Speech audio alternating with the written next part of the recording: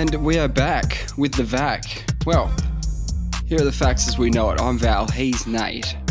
This is the Vacuous perspective. And everything else is undetermined at this point, I guess.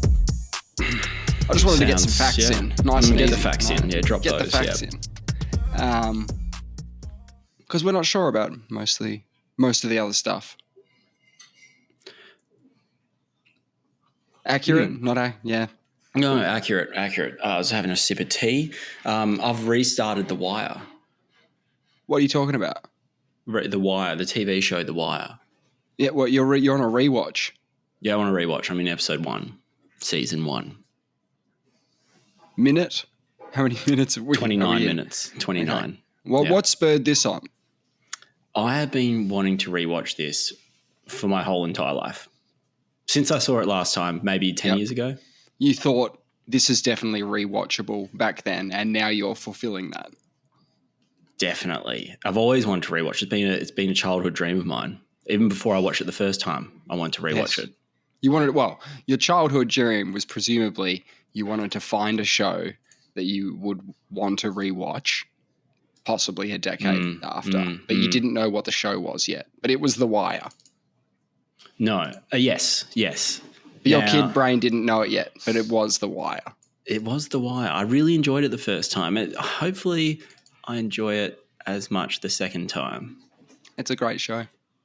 So on my hard drive, I'm running out of space on my computer, so I keep having to delete things. Yeah, that's a standard thing. And almost constant for me. Yeah. It starts to get really tough, doesn't it? When you have to do like the fifth go of deleting things. Oh man. Yeah, it gets really hard.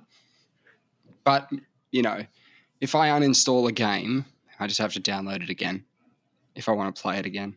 The worst with huge deal. The worst for me with GTA 5, I had to download the 110 gig again. I know. I get it. But I had enough room, so I managed to find enough room. You had to. There's no other option. I guess it's priorities. It is. So this is how I knew The Wire was important to me, though. Right, it made it. I didn't delete it. Yeah. Because I always had this thing in the back of my mind every time I saw it. I said, no, I want to rewatch that. And I think it's on Binge. I don't have a Binge subscription. Okay. So the other things in my TV, my TV folder on my... Are you just going to go through the length of the whole breadth of your piracy on the show? Yeah. What are you talking about? Just say you're watching a show. You don't have to say here's my TV directory. All this stuff. I don't think anyone cares. But you want to know what the other things that have survived in my TV folder are? Oh, sure. Love to know. It's a bit of a weird mix now that I look at it. In a similar vein to The Wire, The Sopranos. Yeah, great show. Again. Fantastic show. And that was, as we've talked about before, I believe one of the shows that created the binge TV type genre. Yes. That movie style. Yeah. Like a giant movie chopped up. Yeah, you want to watch the next episode straight away. I mean, Game of Thrones really brought it to a head, didn't it? Because everyone was basically losing their shit every Monday waiting for Game of Thrones to come out because that was binge-worthy, but we were watching it week by week. Will that happen again, that kind of fervour? What are you talking about? Oh, that kind of fervour? Yeah, of course. I used to go over my friend's house every Monday night to watch a TV show. I've never. Yeah, no one's going over each other's house to watch a particular show right now, are they? Is there anything where people are going over their house every week? I don't think so. Okay, so The Sopranos, very quickly on its Wikipedia, has been hailed by many critics as the greatest and most groundbreaking television series of all time. Yeah. I reckon if you looked at the Wire's Wikipedia, it would have the exact same intro. As in, they're both as influential as each other. They're both groundbreaking. They're both... read the first line of The Wire, if you could. Have you got it there? Yeah, okay. Got it here. But I went down to, in Sopranos, I think I was in like critical acclaim or something like that. Okay, The Wire, production, concession, casting, crew, episode structure, style... Hold on. Casting characters. This is not helpful. Keep going. Season 1, 2, 3, 4, 5. Not good. Keep Critical going. response. Great. All seasons of The Wire have received positive reviews from major television critics, with seasons 2 through 5 in particular receiving near universal acclaim. Give me the buzzwords. Give me naming it groundbreaking. the best contemporary show and one of the best drama series of all time. Of all time. All right, great. Anything else? Any other good rubbish there? The first season received mainly positive reviews from critics, right. Some even calling it superior to HBO's better-known flagship drama such as The Sopranos. There you go. And 6 Feet Under. Which was groundbreaking. Have you seen 6 Feet Under? No, I have not. Oh, okay. So I wasn't calling that groundbreaking. I was calling Sopranos and The Wire, right? 6 Feet Under is really good, man. It's really good. I mean, it's a HBO show. When you see that at the start of a TV show, you're like, okay, there's a very good chance that this is going to be really awesome. And most of the time I've missed out on that. I've missed out on 6 Feet Under. Okay. Yeah. It's a comedy drama, black comedy, psychological drama. Yeah. You should. No, I wouldn't look at a Wikipedia for something you haven't seen. I wouldn't be doing that. Yeah. Okay. Yeah. All right. Good one. Yeah. Good. Get point. rid of that. So I'm watching with the wife. She hasn't seen it. The Wire. Yep. Great. So I think that's one of the reasons. I did warn her it's a little bit slow. It's interesting that they say seasons 2 to 5 are the better ones. Because I do. I mean, everyone's got their favorite and least favorite season of The Wire. Everyone has their preferences. I think there was season 3 where it focuses on the schools. I remember that later. One was, that's okay, maybe 4? Season 5 even? Season 6 is more political, right? Is there even the season 6? Okay, so the last season is super political. That must be 5. Yeah, okay. And then 4 must be the school? Fuck, I don't know. Yeah, I like it all, man. It's really good, but the port season was always a bit slow for me, but I've been told I'm wrong about that. Isn't it? Okay. Yeah, I've been told I'm wrong about that, so I'm going to have to rewatch The Wire. Yeah, that is season 2. All right. That is season 2. You know, I'm pumped that my download doesn't have the best sound quality. Oh, for fuck's sake, man. Like, I'm worried. Can we have the proper thing now? Yeah, if I'm going to steal something, like, you want it to be the real deal. Like, don't steal. Yeah, but like, you know, is The Wire available on any streaming services? Or Binge. I did Google that and it was Binge, but the reason I had Binge for a while. Do you know why? Because they had that Zack Snyder's cut of Justice League, which was the, very, very long version of Justice League, the movie, which was about Batman and Superman, if you don't know.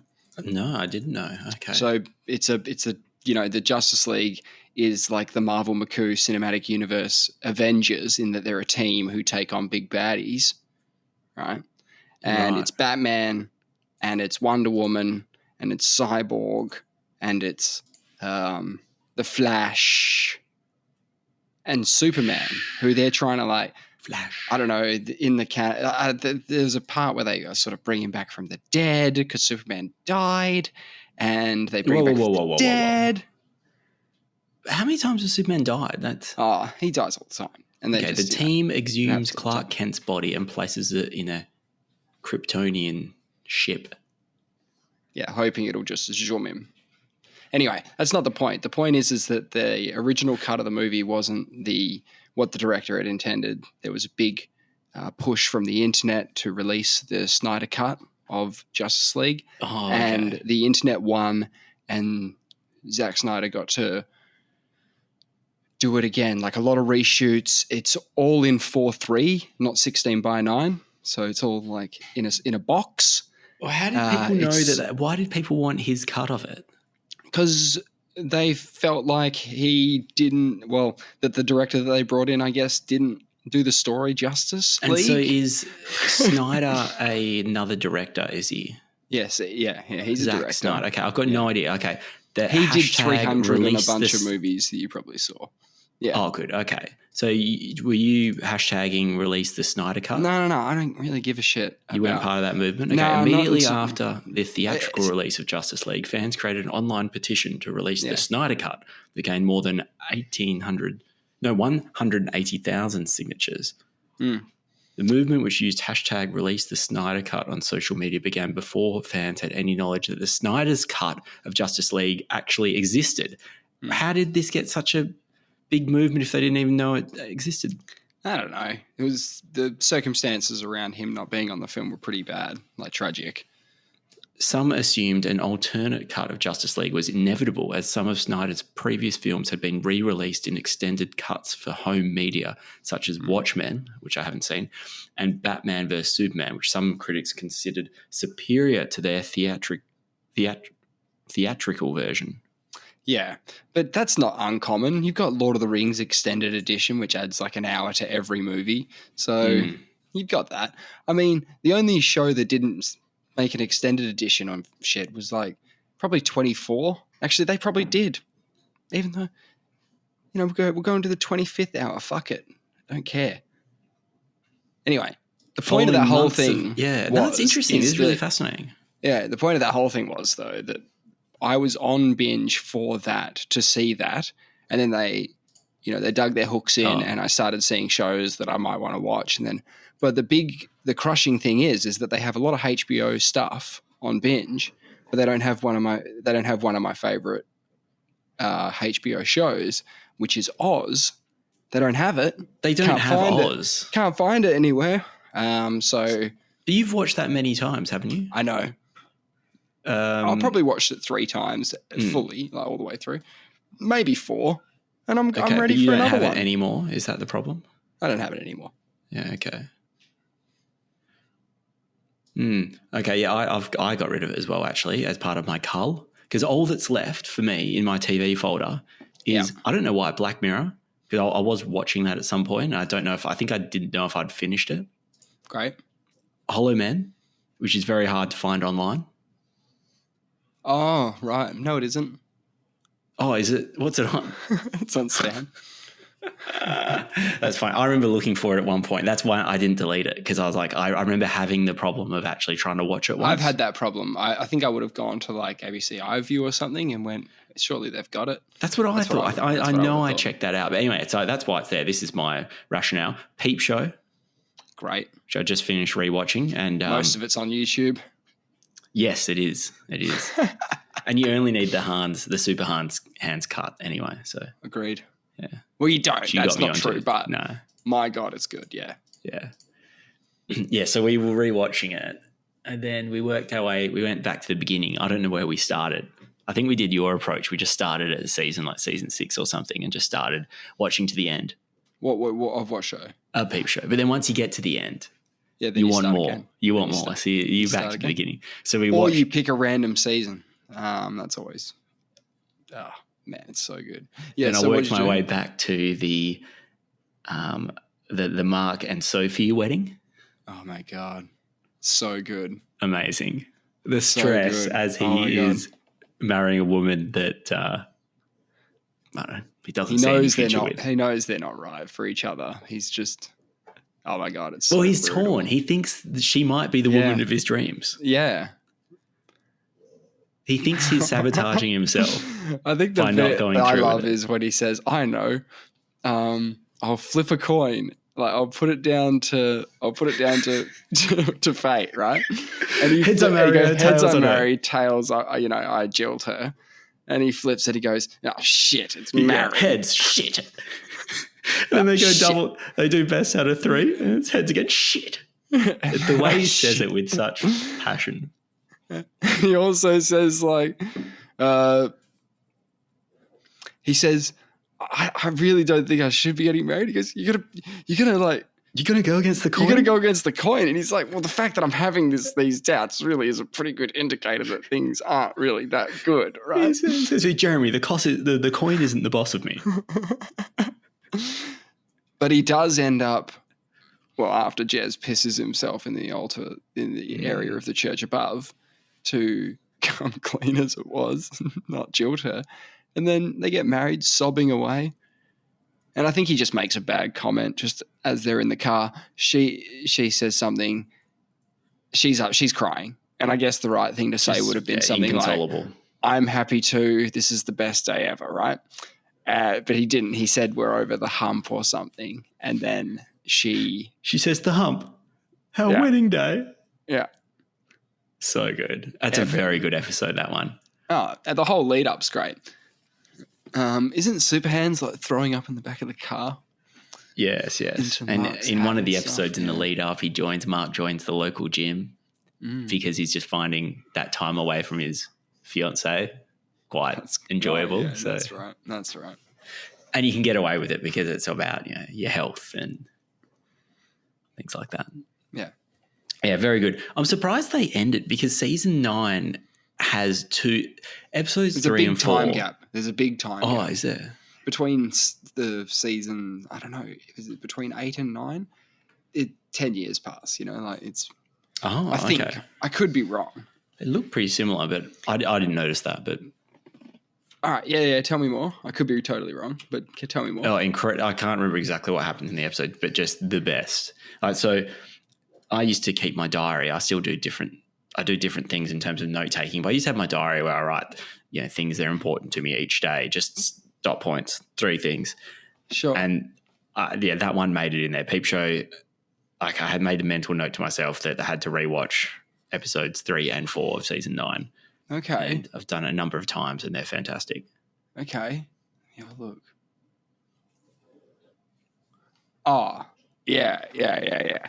So I was talking to my friends about sort of, how Bond has Bond girls. Yes. Peep Show has Peep Show girls in the sense that there's girlfriends or people who are around for the main characters during the whole show, and everyone's got their favorites. April, which that episode is about that you're into, yes, is one of the best Peep Shows ladies. She's fantastic. Yeah, it's the only one where I feel like Mark is like truly like head over heels in love with her. And the one that got away, I guess, in Mark's case. Yeah. So funny. Wait. Oh, so this is the one where he goes and she signs his book at her book launch. At Darty. Yeah. Dartmouth. Man. Oh, wait, Angus. no. Sorry. He signed the book, but they refer back to when they went to... Sorry. They refer back to when they met at Dartmouth, where he stalked her all the way to her university. Pretended he was in university. And just ended up in the class, but sort of, accidentally, and had to pretend that he is a student there for one day. Yeah, season 9. So season 9 was in 2015. Season 8 ended in 2012. So there is a 3-year break. It's not as big as I thought. That's still that's significant. At the end of season 8, of course, Mark's going to ask Dobby to marry her, and Jez is totally in love with Dobby as well, and they have this big fight, and she ends up leaving for New York, right? And then there's a big break, and the first episode of season 9, they haven't seen each other. Well, it says in 6 months. Mark and Jez haven't seen each other for 6 months. Oh, yeah. And they attend Hans' stag. So in those 6 months, Mark and Jez haven't talked. Hans has got engaged, getting married. It's what kind of topsy-turvy world are we living in at that point? Exactly, yeah. So good. And at the stag, at Hans' stag, that's right. They're just drinking juice. Yeah. They're having rounds upon rounds of juice, so then they have one little sip of beer, and the next thing you know, he's just loving crack in the toilet. Yeah. He's the best. It's a very good show. That you got me onto that one, and I'm very happy about that. Oh man, really? Oh, yeah, you and Gordo. I do pressure a lot of people to watch a lot of shows. Well, you've done The Wire is one of them. Yeah. That's a good one. What's interesting about my documentaries folder, I can't bring myself to delete documentaries. Do you feel like you're deleting some sort of trove of information? I think I feel different about non-fiction to fiction. Let me predict film. What's in the documench folder. I have a lot. I'll get everyone right then. I'll get at least the first 3 right. You've likely got a bunch of Louis Theroux. I do. I was watching Louis Theroux last weekend, and it was the episode about we watched the acting one. Oh my god! Oh, that's very good. It's brutal. Him performing at that audition for the cruise ship is is top tier Louis Theroux moments. And His bowls are ginormous. Yeah, amazing. The biggest, most steely bowls. Yeah. Other ones like the most hated family in America. Also, the one about gambling is great. So recently I've got weird weekends. Again, so I've been smashing. Yeah, so the acting one I think is in Weird Weekends, and I think the gambling one is a special.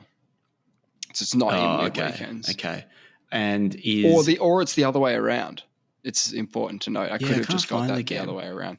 Yeah. Okay. Swingers. Use the search function. Yeah, but there's no. I think it might be off Broadway. That's the acting one. That's the acting one. Yeah. Okay. So that's in Weird Weekends. Great. Yeah, it's brilliant. Oh, okay, yeah. Gambling in Vegas apparently is in my season 3 folder. Yeah, I knew it was. I knew it was there. Oh, there's one called Louis folders. And the Nazis. Yep. I think I remember that one. Yeah, we watched them all. I mean, we absolutely watched them all. Yeah. What else? Yeah, Planet Earth. You'd have Planet Earth. 2006 would be in the brackets. Let me just check because you don't have Planet Earth. I do not have Planet Earth. I thought you said it was a big documentary collection. I thought the first 4 were guarantees. I have quite a lot. I don't have Planet Earth. All right, so you got the. Have I seen Planet Earth? Yeah, you would have seen it. Popped up all the time. Have you got the God Delusion? I've read the book. Let me just have a look. Wait, have you seen the documentary? It's quite good. I don't have it. So you're 1 out of 3. Okay, I need to write these down. Is this homework? What the documentaries? Yeah. I mean, you've read the book, man. I couldn't read the book. I struggled so hard with that book. That book lives in my garage. It's still there. Okay. The names of some of these things is a little bit fucked up as well. So, like, sometimes there'll be, like, a number first and things. Sometimes I do have certain things. Give me the 5th one down. Just give me a flavour. Okay, the 5th one down is BBC Earth Africa. Oh, come on.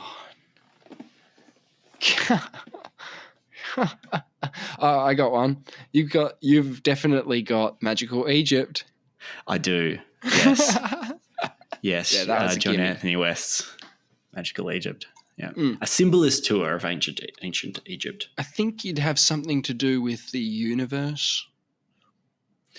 Something to do with it, yes. Well, technically everything is to do with it, so that's a really all-encompassing kind of answer. I've got all these Ross Kemps, all these seasons of Ross Kemp, but I haven't watched them. Oh, good. Yeah, no, is that good stuff, get into that. I've seen bits and pieces. So what Ross Kemp's jam was he would go do documentary filmmaking in really dangerous places, right?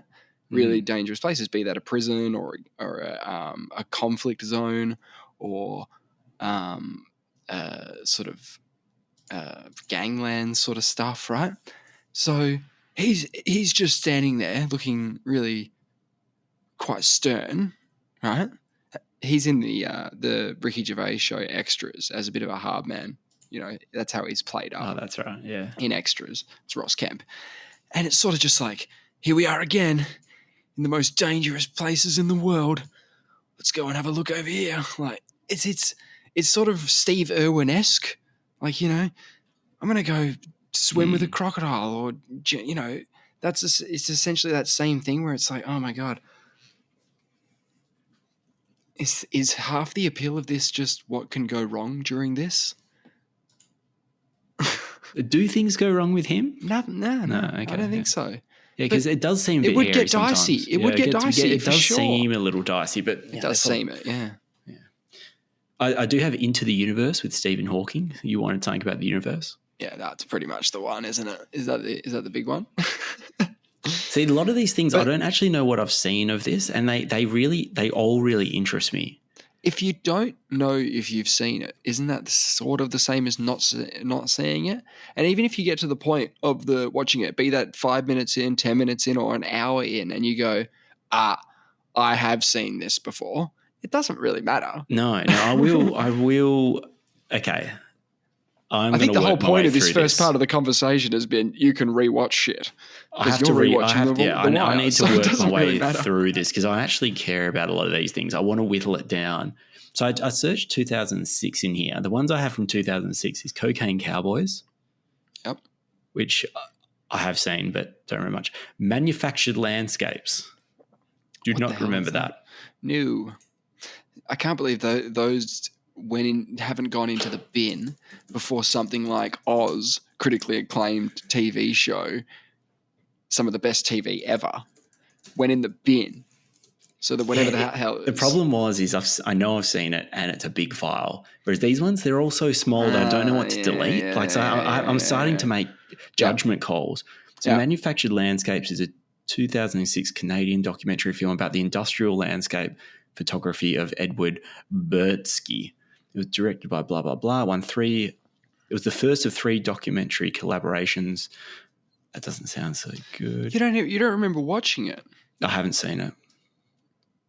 Generally received positive views. That doesn't overwhelm me with after the Sopranos and the Wire's reviews. Yeah, you've been spoiled. You need to get a baseline. You need to get a baseline like Hot Shots 2 or something and see the critical acclaim for that and then go, right, because that movie's funny. So we're going to work off that. Hot Shots 2, trying to pull out an old one, just trying to. You told me to watch Hot Shots 2. And no, you watched Hot Shots 1. I have both. And I just find that kind of humor, I don't know why. I felt like I was wasting my time.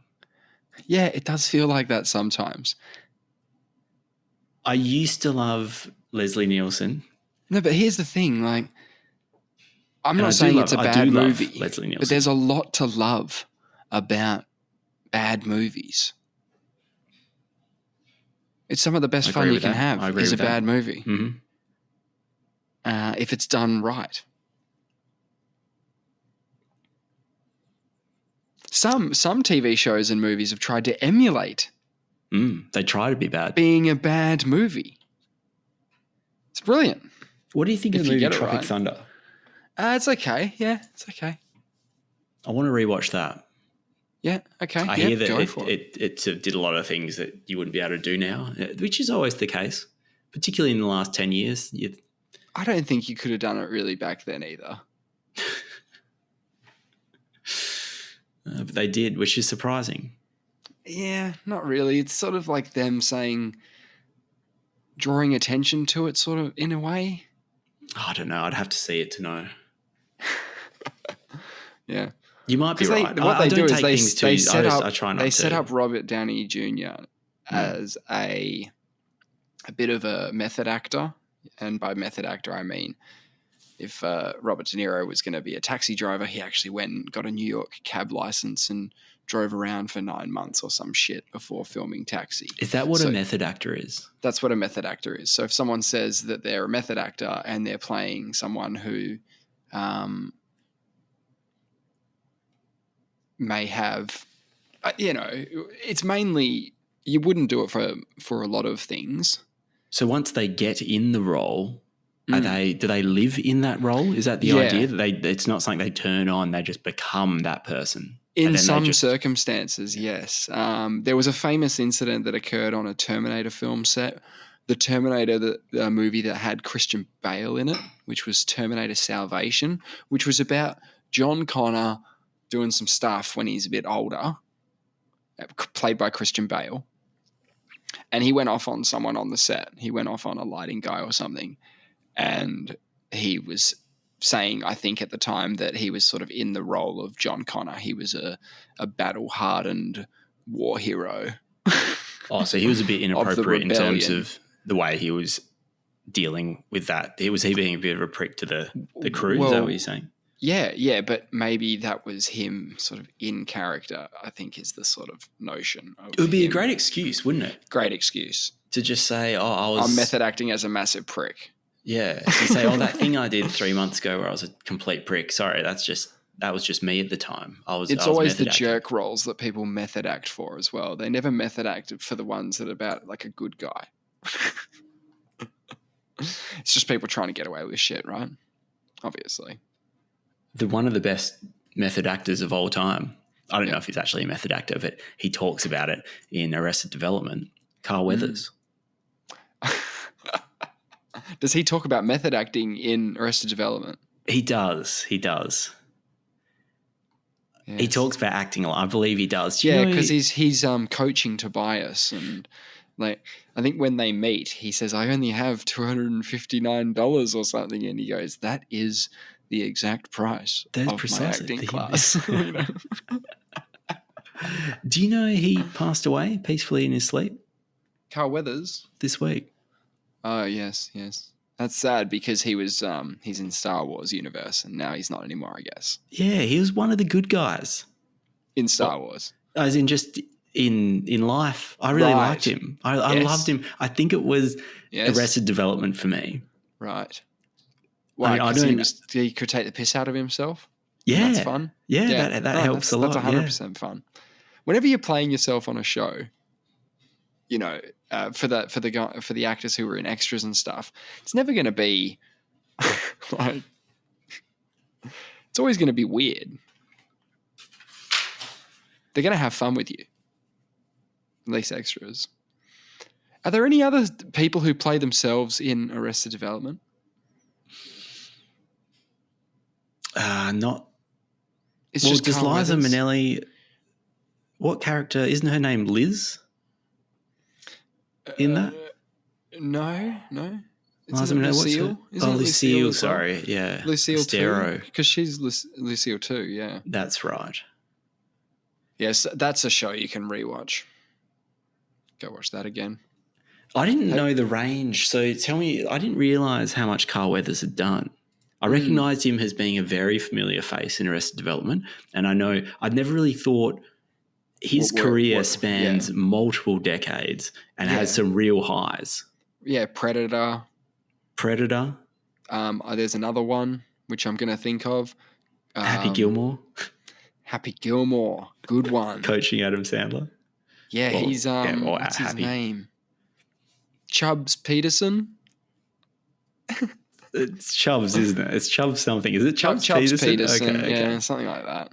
And he was cut because he was cut in Predator, but he was Apollo in Apollo Creed in the Rocky movies. Yeah. Okay, so the OG Creed, that's pretty good movie. That's credit. huge. Yeah, that is huge. They did 4 Rocky movies before getting murdered by Ivan Drago.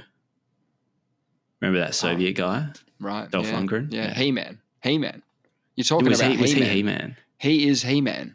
I didn't know he was He-Man. I don't know if I've seen He-Man. Oh my God. Homework.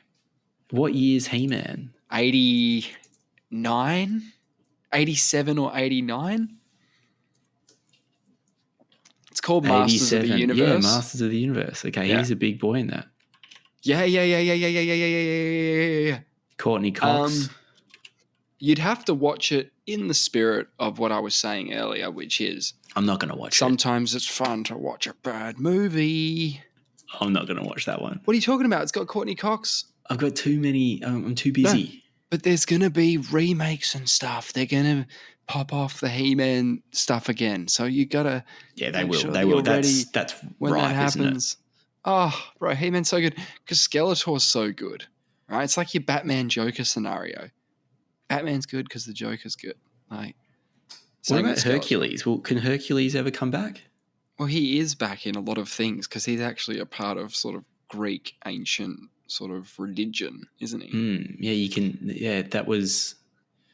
He's not going anywhere, is he? That the whole Greek mythology. For example, remember how we once a long time ago we did like how many Marvel McCoo Cinematic Universe characters had actual historical links, and the answer is shit tons. So there is a Hercules in, I think, the Marvel Cinematic Universe and the DCEU for that matter. I'm pretty sure there's someone. Yeah, but there's a Jesus in that, right? Yeah, there's a Jesus of Nazareth, or from Earth, whatever it is, 365 or some shit. I don't know. I still don't understand that. The whole universe, the Marvel universe, or the.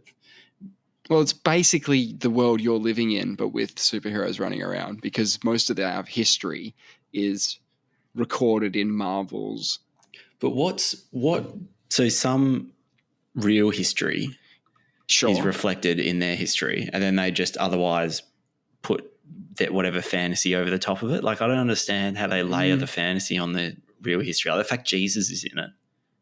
Well, no, there was a Marvel comic that was a Christmas themed one, and I'm pretty sure they just cover that bit of the Jesus story to tie it in with Christmas. I've started reading the Bible again, actually, speaking of stories. Jeez. Yeah. Because I was working my way through it and I sort of lost interest. Yep. A little bit. And there was one, what do you call them? Like a chapter or book of the Bible. I'm reading it right now. Is it Ezekiel? Is that the one? Okay. Yep. Yeah, I'm pretty sure it's Ezekiel. And it's regarded as the 5th book of the New Testament. Like the real hardcore religious fanatics in the Bible bashers, they regard this book of the Bible, which is in the Old Testament, but they put it on the same level as one of the 4 books of the New Testament. Right. Even though it's the Old Testament. Yeah, they really elevate it. And I think really this is the one with a lot of the crazy stuff in there about the second coming. It's where a lot of the problems come with the Middle East, really, the Promised Land and all this stuff. So I'm reading it right now. It doesn't make any sense. This is the problem. You read it, doesn't matter how much you read it, it doesn't make any sense. But I'm going to read it all, then I'm going to get a summary of someone else. Yes, I was about to say that. That's a good way to do it, right? But I don't want to read that first to be... I don't want to sort of be influenced by... I'll read it and not understand it. Yes. Then I'll read the summary. Have someone clarify. And then kind of look back and go like, I didn't get any of that. Like, right. I'll see what, because they cherry pick. That's the problem. There's a lot of text. So you just find things that you like and you sort of go, this means, this book means X, Y, and Z, and they sort of cherry pick their little bits. But when you actually go back and look at it, because I actually annotate when I find something interesting, I'll put a little mark next to it or put a little like horror face or whatever it is. And so I know what interests me, what piques my interest as I'm reading it. And then I go back and see like what slipped through and just I completely missed. Of course. It's just such a shit read, honest to God. But you'll get a summary, then you may reread. You might go back in. So I bought the Bible purely and I started reading cover to cover because I wanted to get to that particular book but have all the backstory coming in. Yep. And I've got about 400 pages in and I still had another 400 pages till I get to the book of Ezekiel. Yeah. And so I just gave up and I just went straight there. But then I lost interest halfway through the very book I wanted to read. Yeah, wow. Do you think you need more backstory? I tried. I know. I tried. Do you need a summary of the whole Bible? Can I? I probably do, but can I trust whose summary? Yeah, sure. Someone else's, presumably. Yeah, I'm not going to do a summary. It doesn't make any sense. It reads terribly. And according to the book itself, it records 6 visions of the prophet Ezekiel, exiled in Babylon during the 22 years from 593 to 571 BCE, although it is the product of a long and complex history and does not necessarily preserve the very words of the prophet. Oh. That's on the Wikipedia page. So 593 to 571 BCE. Guy has 6 visions. People are really keen on these 6. Okay.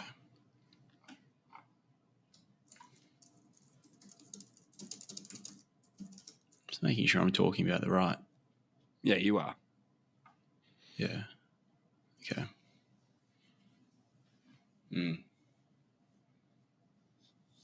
I've actually got a PDF of the Bible on my desktop.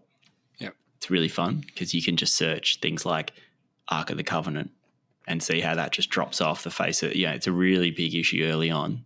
Yeah. And then it just disappears. Yeah. Obviously, it was an old, the book is, the Bible is chronological in some, mostly. Yeah, I guess so. Yeah. So maybe it was just something that was around in old times and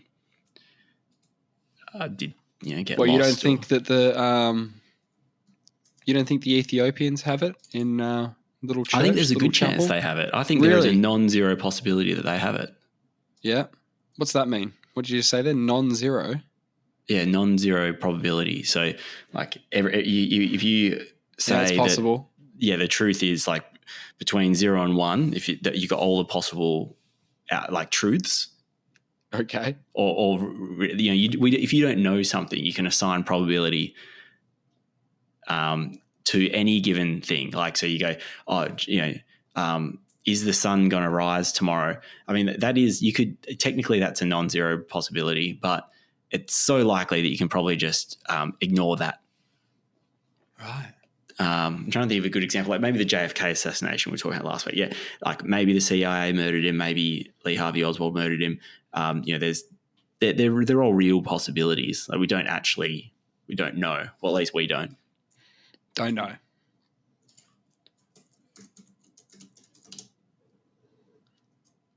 Do you spell arc with a? Oh wait, where am I here? What the hell is this? You're probably looking at some Indiana Jones stuff now. Look, it's good. No, so Indiana Jones and that movie Raiders of the Lost Ark, they do talk about it quite early in saying like Marcus Brody says something to the effect of, "It is said that this thing could level mountains and kill entire armies and stuff, and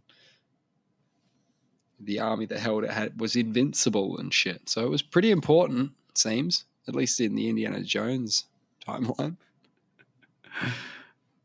I'm trying to search this weird PDF I have, but anyway. Well, you know how they have a lot of depictions of the Ark of the Covenant. It's because it's described. Yes, very specifically. It's got dimensions in its measurements. Yep, and how it's adorned, both like on the corners, what insignia or animal they're putting as a sort of head of the corners, plus how it was carried around. It sort of is explained, so we know what it looked like if it existed. Oh, definitely. Yeah, we'd be able to pick it out, wouldn't we?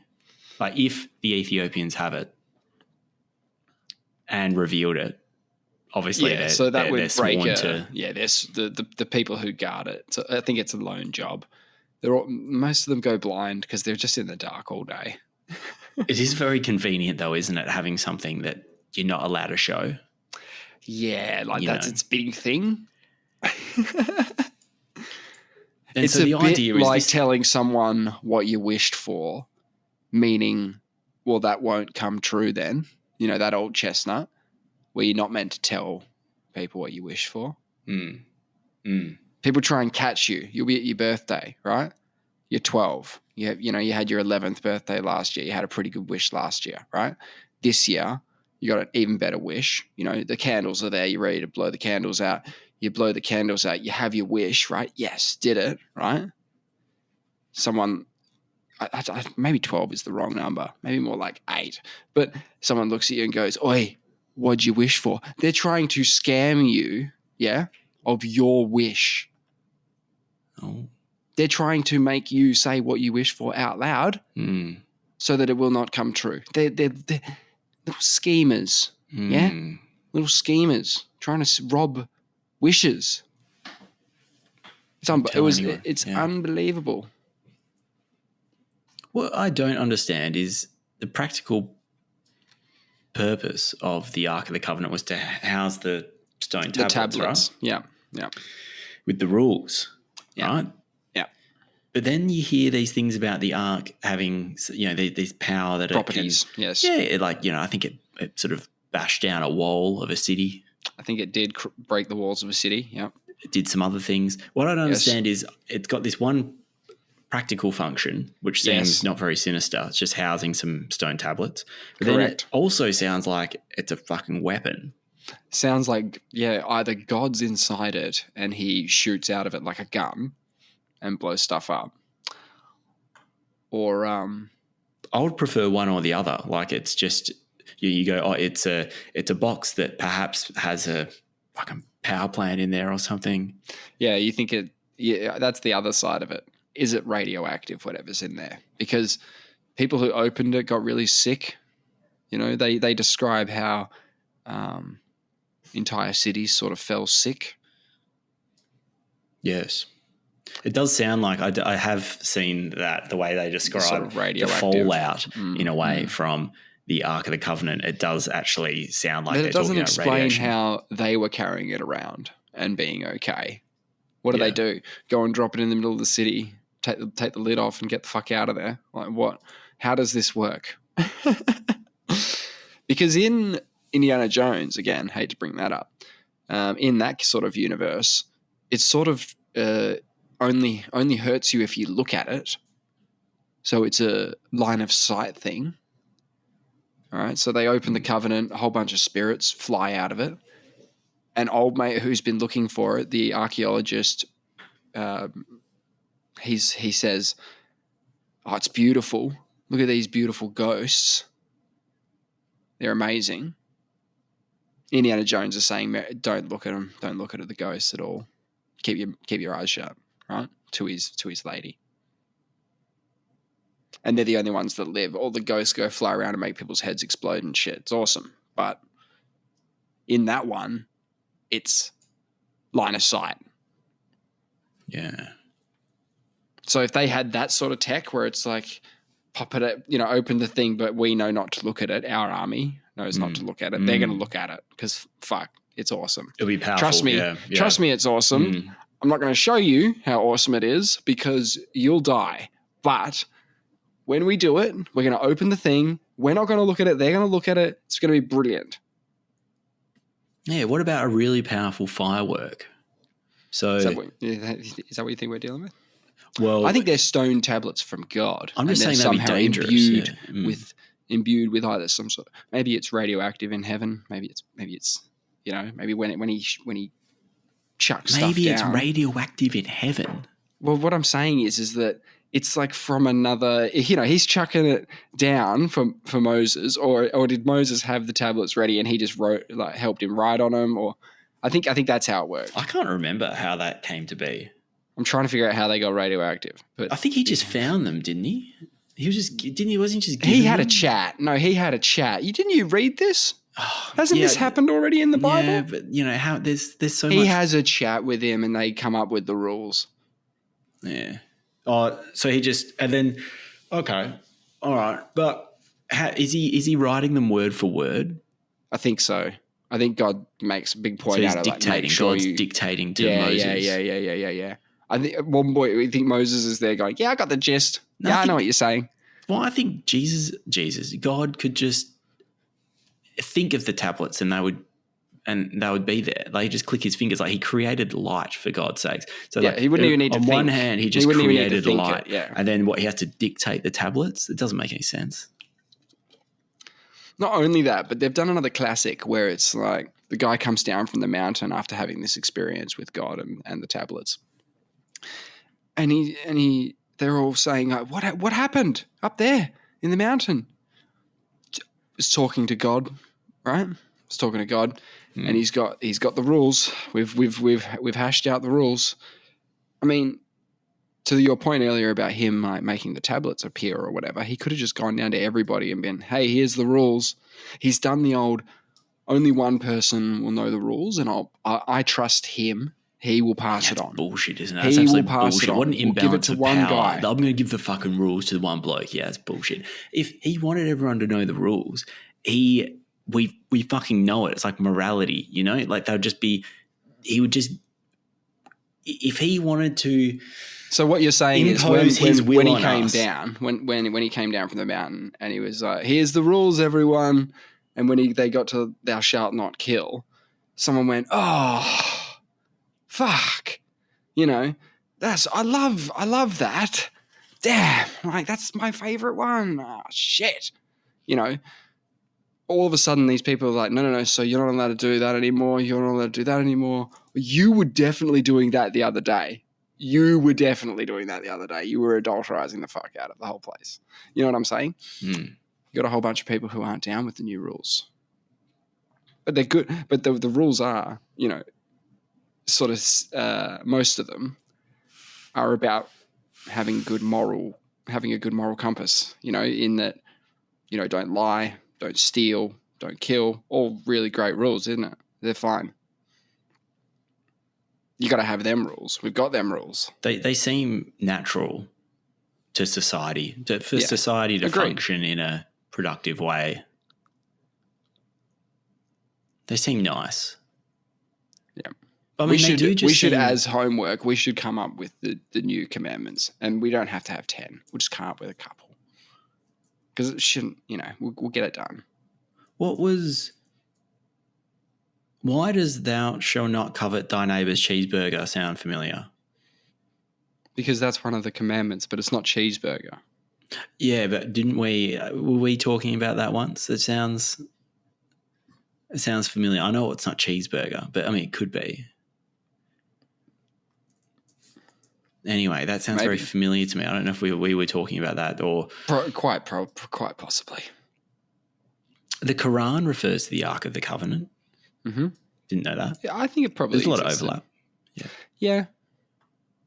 Then there's a whole section on Wikipedia about this Ethiopian Orthodox Tewahedo Church, which is claims what we were talking about. Yes. Which claims to possess it, and there is a story that puts it there after it went missing. So that was Hancock's thing. The sign and the seal. Yeah. Controversial 1992 book. I've seen him talk about it. I haven't read it. Interesting. Because it does just vanish, and then they just say, oh yeah, we've got that, and it's an area that sort of.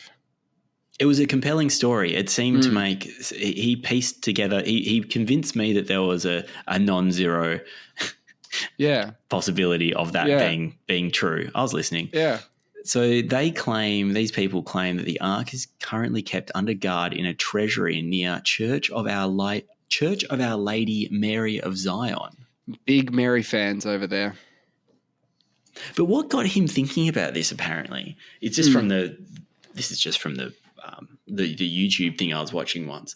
Is Ethiopia has a crazy culture of venerating Arks of the Covenant. So they have a day every year where they all make little Arks of the Covenant, like little boxes, and they celebrate this thing. And he was like, man, the culture here is really like into covenanty. Art. Yeah, covenanty. Like they all celebrate it. Like what is going on? And he thinks that part of the reason it stems from they've got like a strong Ark. Answer me this: you've got the wiki up. Yeah. How long do they reckon it's been there for? Like when was the church constructed? Let's say. How long has it been locked away? Because it's quite possible that it was part of the culture in the sense that they were making Ark of the Covenants because the Ark of the Covenant was around, but only maybe when Indiana Jones came out, for example, they went shit. Fuck, we got to put this in a building. Which is what it doesn't to actually Indiana say. Jones. Okay, it doesn't in this little thing I've got here. It doesn't actually say when.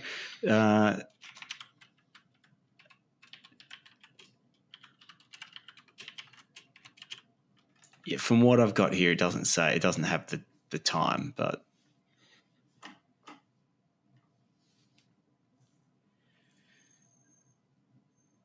Okay, it says it has been destroyed and rebuilt at least twice. The church destruction. Yeah. Okay, but it says the Ark is currently kept underground in a treasury near the Church of Our Lady Mary of Zion, so it's not actually in it. Ooh, that's interesting because if it wasn't there, but you wanted to suggest that it was, you'd just say it's in the church. Like it's in the chapel. It's right there.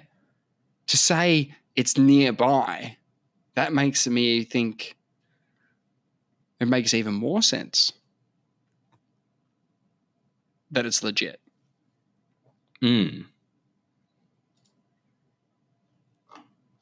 It's funny. I'm looking at these old portraits of Christian people from the Middle Ages. Yeah. And it reminds me of some photos I got. There's this thing called the Black Church. I think it's called the Black Church in Turkey, and it's regarded as the first Christian church. Mm. And it's carved into it's called the Dark Church. Sorry, Dark Church. It's in Cappadocia. Mm-hmm. And in and around this dark church, there's a whole bunch of it's carved into a mountain. They had to keep it quite secret because Christians were persecuted for some time before it became the main religion of Rome, like 300 or 400 AD, Sure. something like that. So they were practicing Christianity in secret in places like the Dark Church. And I found it fascinating going there. The Dark Church is beautiful. It's got quite intricate and beautiful artwork on the ceilings and the walls. It's not as good as the photos make it look. It's quite small, but there's other chambers within this complex that they've carved out with shittier versions, but still have some artwork. But it's the worse versions. The Dark Church is quite nice, but these other little worshipping areas or rooms have just the worst artwork. It's quite embarrassing. And this was around, let's say this is, let's just say it's 100 or 200 AD.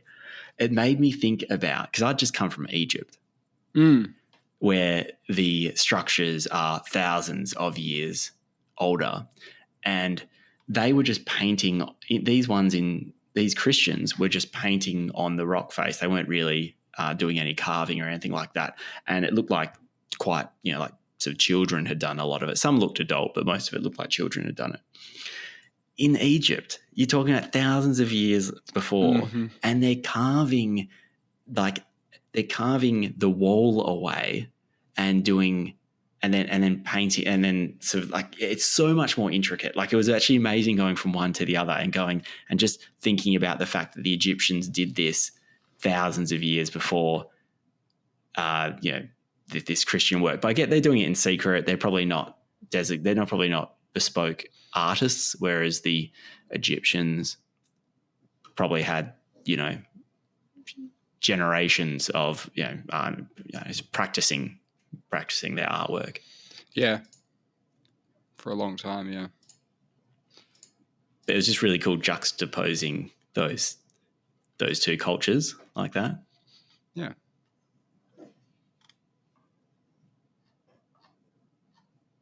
I need to show you some photos as well. I've still got so many photos. Yeah, from your trips. Yeah, and I've got a few things that I found interesting. One of them I always wanted to talk about is I've talked to you about the bent pyramid. I've got some nice photos of that, but I'm sure you can just find it online. The bent pyramid is pretty amazing. It dates to just before the 3 Giza pyramids.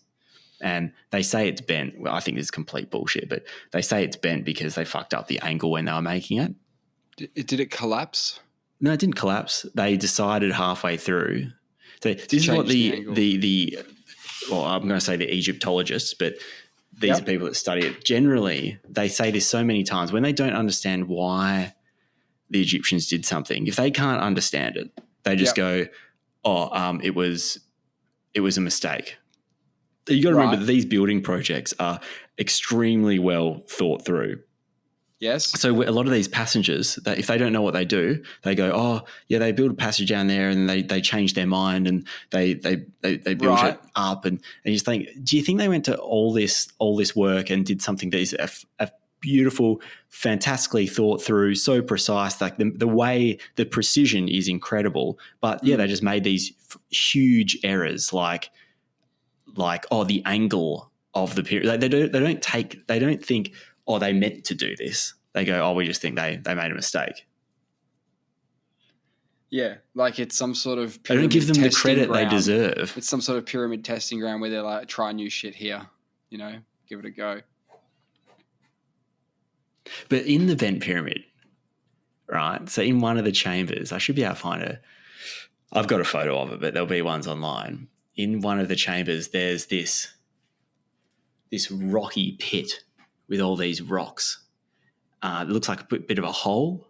It's not very well maintained.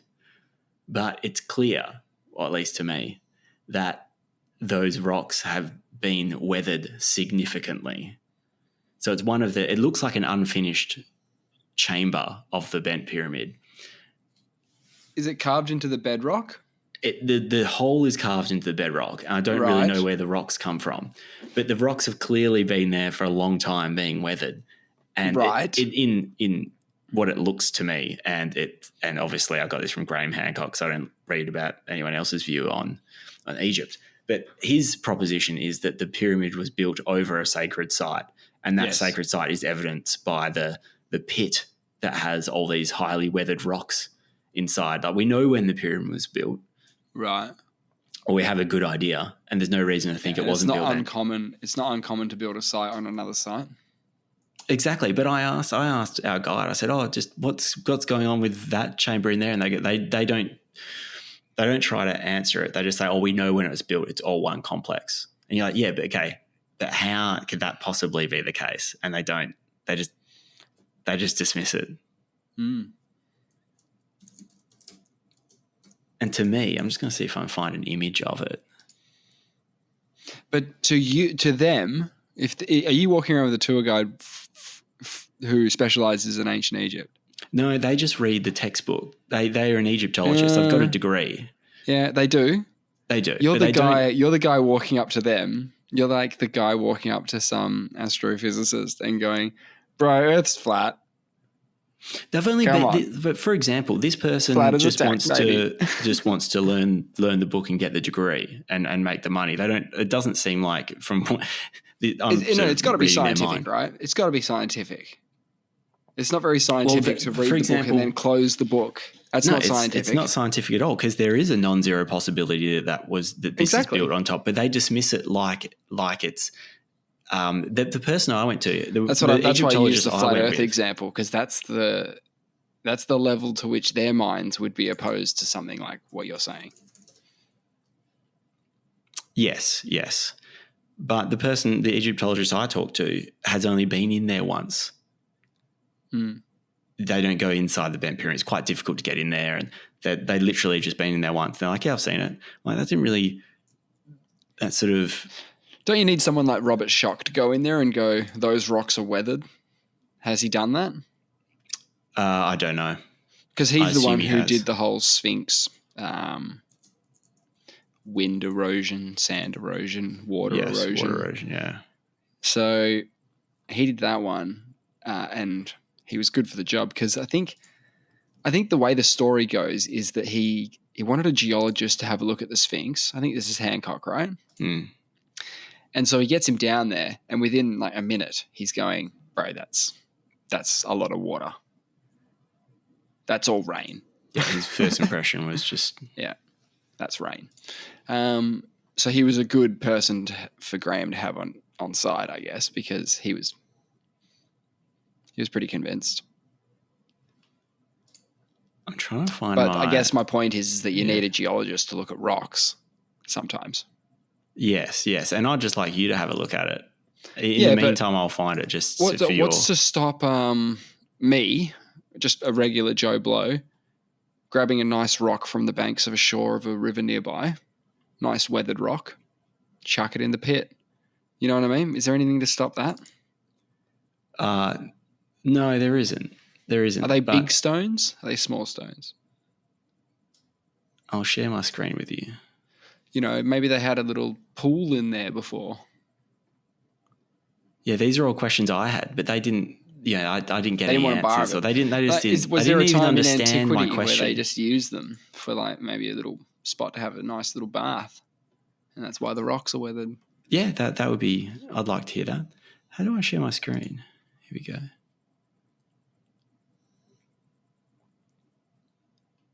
Sorry, this is not particularly exciting, but I've been meaning to show you. Okay.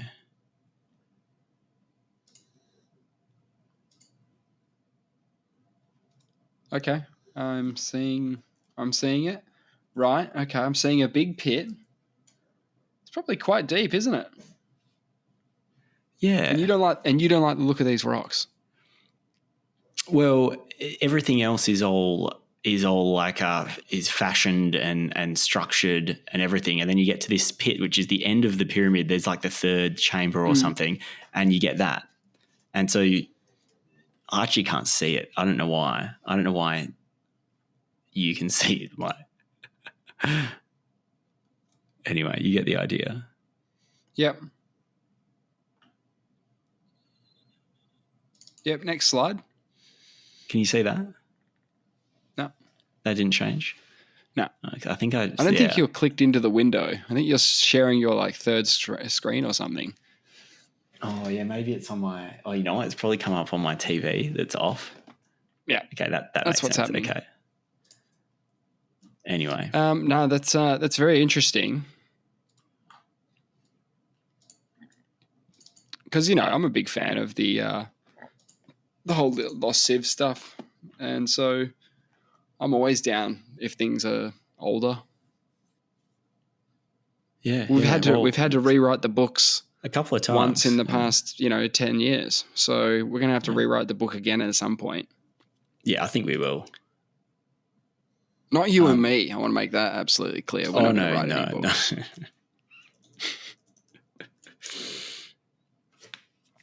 No. No, some people might that actually do some research, not just turn up as a tourist for one day.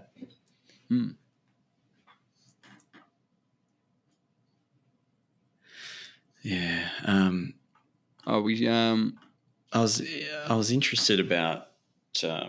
I don't know anything about it, which is standard, but KCIII, our good friend. I was just about to talk about KCIII. Yeah, no, he's what was it, a cancer diagnosis? And he's undergoing treatment. And, when these sort of things happen, we only just had the Queen's death, last year or the year before that. Was it last year? Year before that?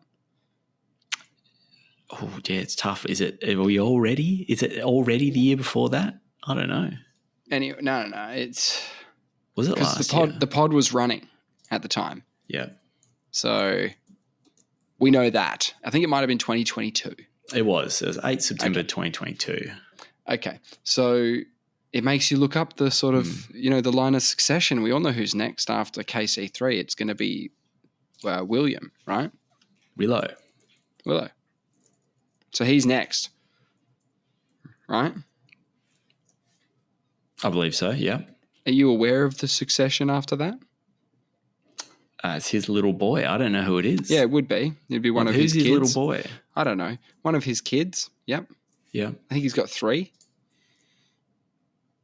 Yeah, you got to have some redundancy, yeah. Yep. And then after that? Wait, let me tell you. I'm just going to click on it. So he's... No. I'm seeing if you know. Oh, I don't know. If you know. Is anyone born? No, come on, man. No one's born. No one's born. Come on, man. What are you talking about? The line of succession. There has to be a line of succession at all times. I see. Oh, well, it'll be Prince Harry, I guess. Yeah, it'd be Harry. And after that, it'd be his couple of kids, right? Who's next?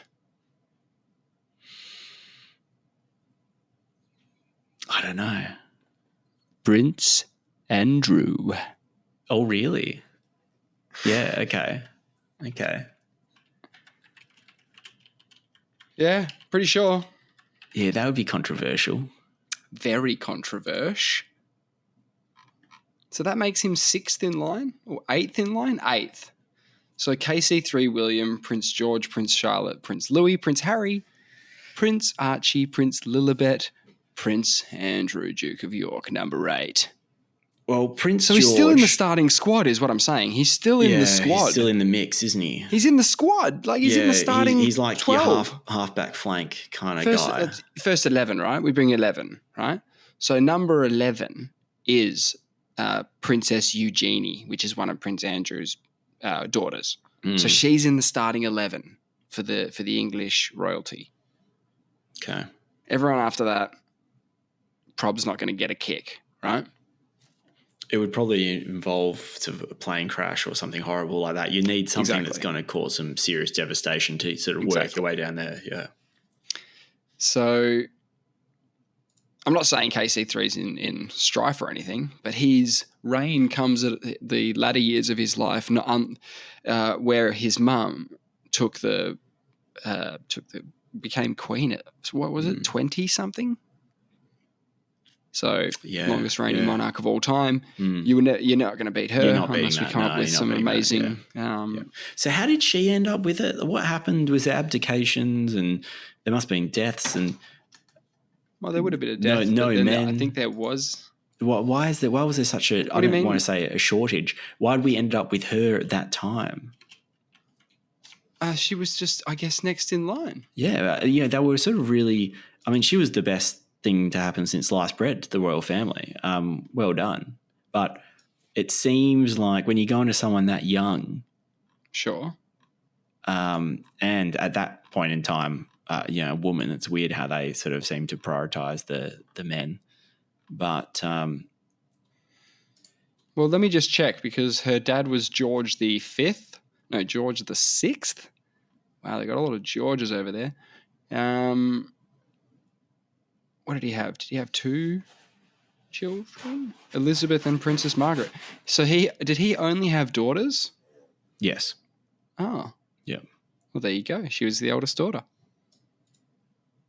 That's why there haven't been too many queens, has there? I assume. It's only if there's no men born. Yeah, so how does that work? I was just on the succession page just before. So that's not true anymore because it goes at the moment. So now I don't it's think just that's true. Firstborn.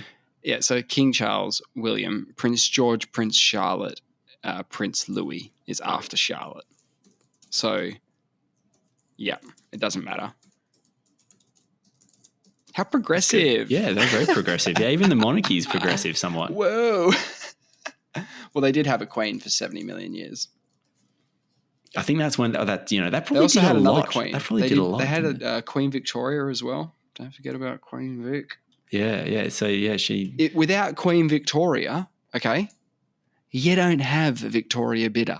Yeah, you don't have the state of Victoria. Okay? Oh my God! Yeah, you don't have so much stuff without presumably that Victoria, unless it was a different Victoria from previously. Okay, it's a paradigm shift.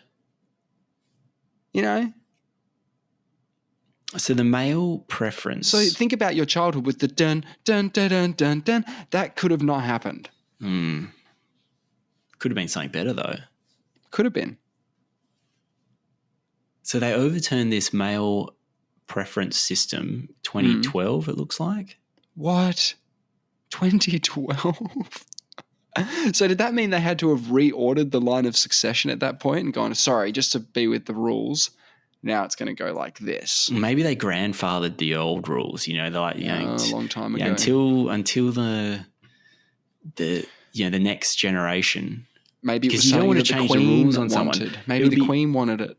Maybe the Queen's like, look how good this is. I'm smashing it out here, you dickheads. Don't do that shit, dickheads. When I marry someone, he's the king consort. It's fine. No one gives a shit. Do you think it was a bit like that? Does seem a bit archaic, yeah. Oh, for sure. Yeah. So that's her legacy. Yeah. Her legacy to the world, gender equality. Yeah. So Victoria was 1818 to 1901. So that's pretty epic.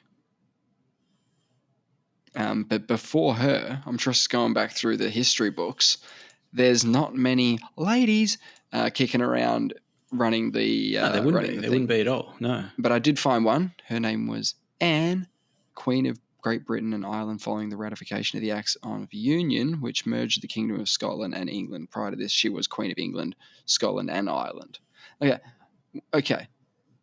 So there's 3 so far. I reckon I've gone back maybe 20 kings and queens, and there's been 3 ladies. So the odds are not great.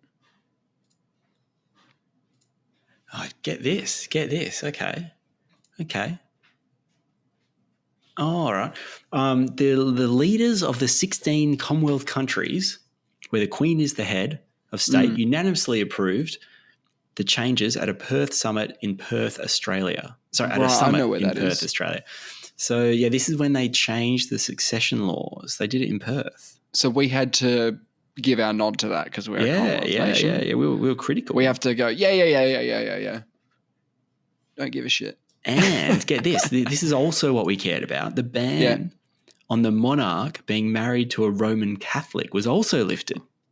Wow. So they're thank in. God. The Roman Catholics are in. We're all right with them. Wow. Just them? I didn't know that they had a ban on that, but I guess it makes sense because the Church of England. What are the current bans?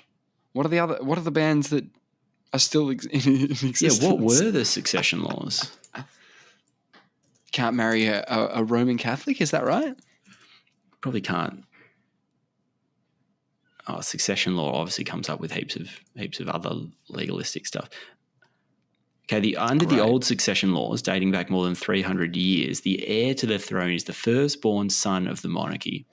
Only when there are no sons, as in the case of the Queen's father, George VI, does the crown pass to the eldest daughter. Oh. So we had to change a bunch of old acts. Yeah. And the Royal Marriages Act. Yes. Which has something in there about Catholics or something. It must. Up until they changed it in Perth, whenever that was, which we can all agree 2011. is a pretty good thing. Who was fighting in the streets for that? What do we want? For the monarchy to accept Christian people as spouses? When do we want it? Soon. Like, who's campaigning for this? Like, is some Christian guy trying to marry into royalty? Is that what's happening here? I don't know. I always find people that campaign for any cause sort of interesting. Good on them. We need them. We need people campaigning. Yes. Whether they're right or wrong. I mean, get your ideas out there. Put some pressure on. Really put the heat on those people making decisions to figure it out. Yeah. What do you think of Greta? Sure. I mean, it's a hard message to get angry at. She wants the world to not burn. That's cool. Yeah, it's a good at its core. She gets a lot of heat, doesn't she? But at its core, it's just, hey, I want to, everyone's having a really great time here, but does anyone realize what kind of harm we might be potentially doing that we know we've been doing for a while? I really don't. There's something about her face that just makes me want to punch it. But Jesus. I take my hat off to her for like what she's done. I'm not saying she's right. I think in principle she's right. The effect she has on actually just at least considering the damage we could be doing and the pressure she puts on other people to be accountable, well done. Great. She won the Nobel Peace Prize every year between 2019 and 2023. Why the fuck is she winning the Nobel Peace Prize? Pretty good question. I didn't know if they really did reigning defending Nobel Peace Prize deals. Give it to her once maximum. Just say, like, look, you can have one for whatever reason, because I don't think she causes a lot of peace. If anything, she causes controversy. A lot of people have won the Nobel Peace Prize who were quite controversial. A lot of people. I bet. Do you have a list? Lot of people. No, but I just know a couple that are definitely going to be on the list. I would say maybe, would you Albert Einstein have a Nobel Peace Prize? I think he does. I don't know if it's warranted. But if you just start handing them out willy-nilly, like if you give her a four-time reigning defending Nobel Peace Prize. You can't like change the rules so that, hey, you can't get it more than once. But I'm saying, what did she do in 2020? Sure. I know what you're saying. Like, I want to see a list of what she did in 2020 and what to warrant. You have to do something. Maybe she did a lot. Yeah, she could have done a lot. It's like in canonization. It's like canonization. It's you got to do something. Sure. So in 2019, she was the youngest ever Time Person of the Year. So she had a big 2019, first year for. Can you imagine how big your ego would be? So she is 21 now. So this isn't the Nobel Peace Prize. No, but she won them both in the same year. So she won Time Person of the Year 2019. So she was 17. She didn't win Nobel Peace Prize in 2019. This says she did. No, they have other prizes. Within the Nobel Prize. This is So Nobel there's Peace Prize. there's peace ones and there's other ones, right? So if there's one for environmentalism or something, you could see her getting up there, right? A few times. Gonna get her awards. Oh, geez, full list. Yeah, no, she didn't win in 2019. Oh, nomination. Nominated. Huge. Get nominated. By 3 deputies of the Norwegian Parliament. Right. Again in 2020 by 2 Swedish lawmakers. What the fuck's a Swedish? So nominated in 21, 22 and 23. Yeah, but I'll nominate you, mate. Could you? Yes, absolutely. Please. For excelling Can we get in that the on my realms of Wikipedia? For excelling in the realms of excellence. And doing it very well. Well, she hasn't really gotten shit then, right? She's been nominated. Yeah, if I can be nominated, then that sort of takes that away from her. Time Person of the Year, I mean, is that like who isn't Time Person of the Year this year bloody the singer? The singer chick? Who's a big female singer? Taylor Swift. Houston. Taylor Swift. Taylor Swift. I think she's Time Person of the Year this year. Right.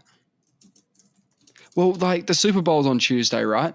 And people are making a big deal out of it because Taylor Swift's boyfriend's in the team. And who's Taylor Swift's boyfriend? Some guy in the football team. Oh, which football? He plays team? for Kansas City. Oh. If you type in Taylor Swift, yeah, what? The QB, yeah, the quarterback. No, not the quarterback. Not the quarterback. Oh, okay. No, dude.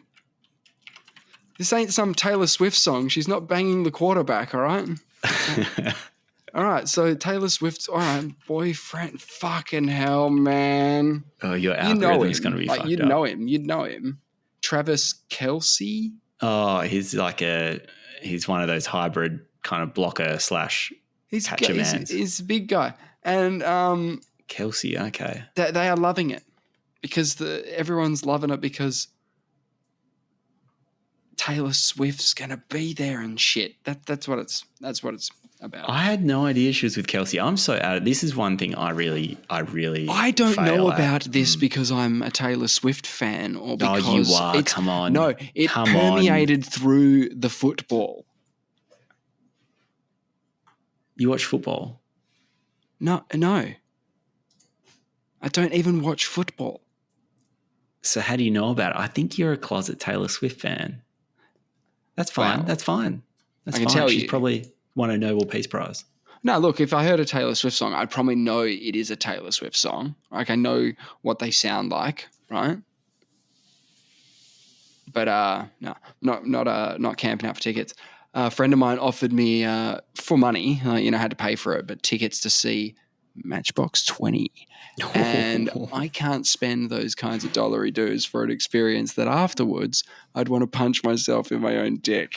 So look, I'm a big fan. That would be fun. I'm a big fan of Rob Thomas. And Rob and Thomas. the band. He's a bit of a gherkin, isn't he? Well, I don't know what that means, but yeah, sure.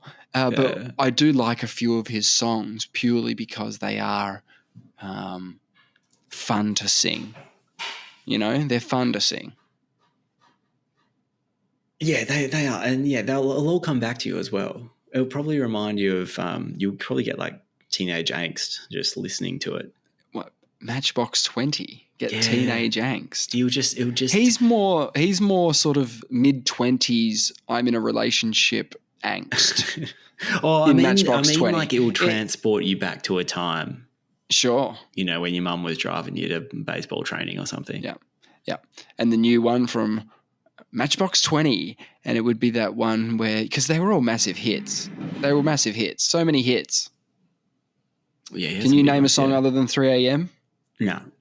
You can't. I'm just terrible with anything like this. You ask me, Do you remember this one? Can you help me, Ben? Yes. Because he continues, he goes, I'm so scared that I'll never get put back together. Yeah. Oh, man, that's a crackerjack. Yeah, no, you can't get me to sing that. And later in the song, he goes, can you help me, Ben? So he changes it up a bit. It's really nice. Luffingham obviously agrees. He's not impressed. Well, no, he loves it. He loves it. He's a Matchbox 20 fan. He's a big Santana fan. Yeah? Oh, yeah. No, he is. He actually is. Carlos. Nah, Rob Thomas. Iconic voice. Not going to pay money to go see him. But given that you missed out on seeing Limp Bizkit and you were bummed about that. Maybe Rob Thomas is would be Matchbox 20 on the list. You know what I'm saying? Maybe I could get up there and sing Full Nelson to Rob Thomas. It's not the same. Yeah, maybe knock him out afterwards. Great. Because if you're going to do Full Nelson, you're going to get pretty aggro during the singing of that. What are we doing? Is this like a double episode week or something? Because we're going to put this out. Hey, and then we've got another one coming out next Wednesday on normal schedule. Yeah. So what is this? Is this some sort of double episode bonanza? What are we doing? I don't know. Because we did miss a week. Are we doing a double episode bonanza to make up for the week that we didn't do? What's happening here? I reckon we give it till maybe the weekend to drop the episode. No, I'm not talking about that. I'm saying because the episode's out. I don't want to talk logistics. I'm just talking, is this a double episode week? Should the people be getting excited about it? Oh, yeah, no, they should definitely be getting excited. Yeah, because we've got so much material, clearly. And there is not just this, because there's another one coming, double episode. Yeah, so, read about something, read the news or something, get some material, or we'll just go, we need, whatever's happening. Yeah. It's difficult for me, man, because one of the things that I realized when I went away for 5 weeks was that although I like being in the know, hearing the news all the time is mentally draining to the point where it's probably not a good thing.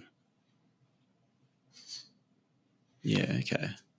Where ignorance truly is bliss, where's that mid ground that I need to find so that I don't do any damage to myself, but also continue to stay in the know?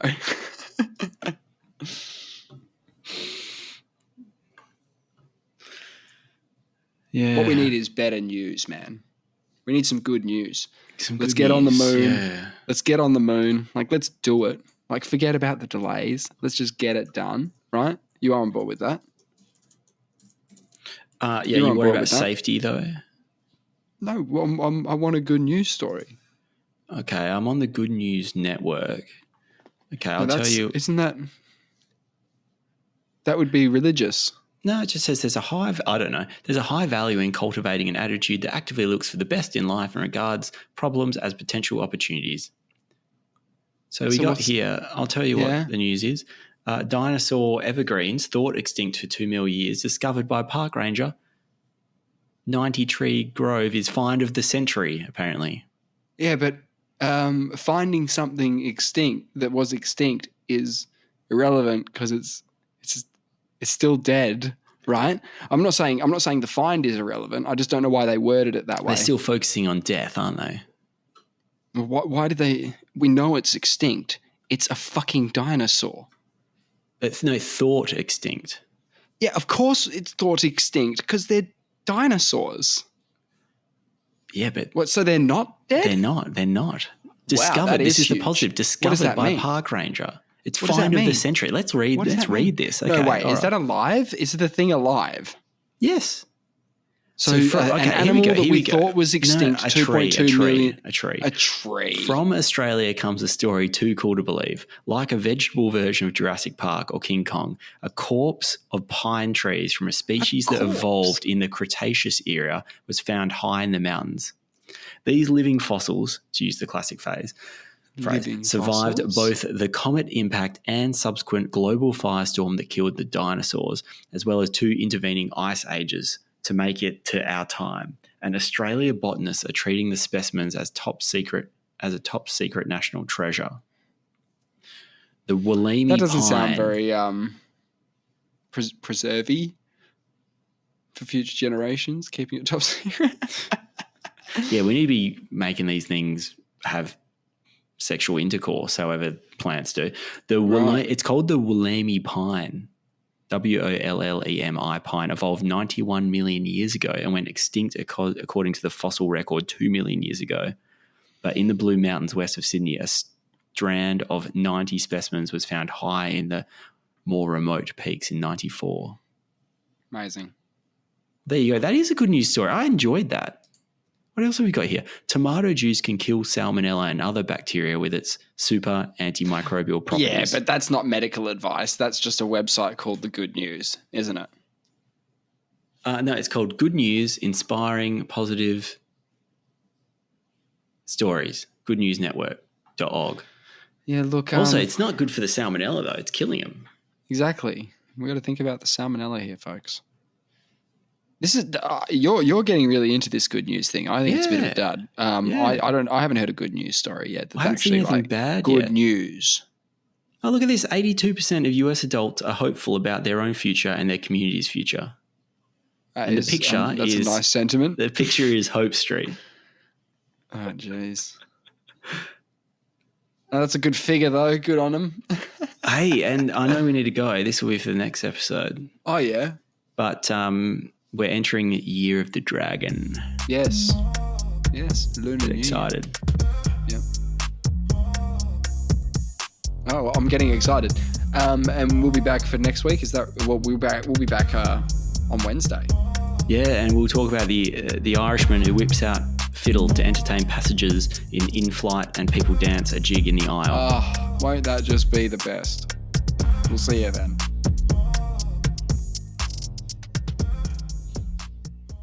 Says here that the World Food Programme was nominated for the Nobel. Well, it won the Nobel Peace Prize in 2020.